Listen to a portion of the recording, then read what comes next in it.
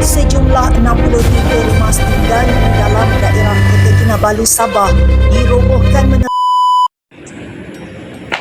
Assalamualaikum, salam sejahtera, salam Malaysia Madani dan salam UMT Cita Warisan. Saya Nur Afwana binti Sadiq, S75035. Pada hari ini akan mengupaskan mengenai isu rumah setinggan dirobohkan, warga asing ditahan. Jom.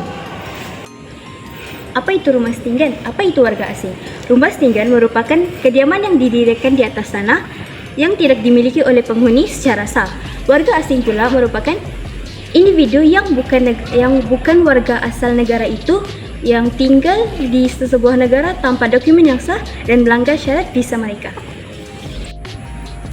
Mengapa warga asing datang ke negara kita? Antaranya adalah perang di negara asal mereka. Mereka melarikan diri ke negara kita untuk mendapatkan perlindungan.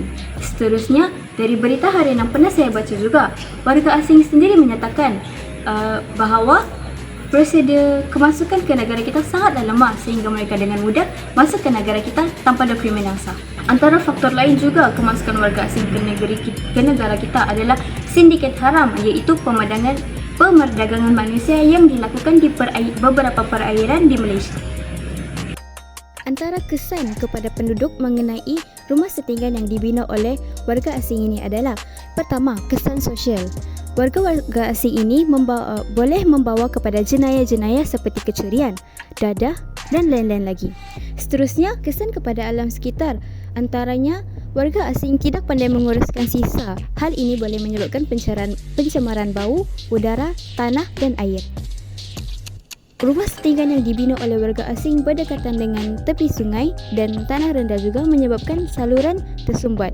Hal ini boleh menyebabkan banjir. Kesan yang terakhir adalah kesan infrastruktur. Penduduk mengalami gangguan dalam bekalan air, elektrik dan pengangkutan akibat penggunaan oleh penghuni setinggan. Kawasan setinggan yang padat juga menyebabkan kesesakan lalu lintas. Melalui berita harian yang saya kupaskan, pada 3 Ogos 2024 jam 3.30 petang, sebanyak 63 rumah setinggan di dalam daerah Kota Kinabalu dirobohkan melalui operasi perobohan rumah setinggan dan operasi pendatang asing tanpa izin. Operasi ini juga menahan 13 orang individu warga asing dari Filipina dan Indonesia dan sebagainya kerana tiada dokumen perjalanan yang sah.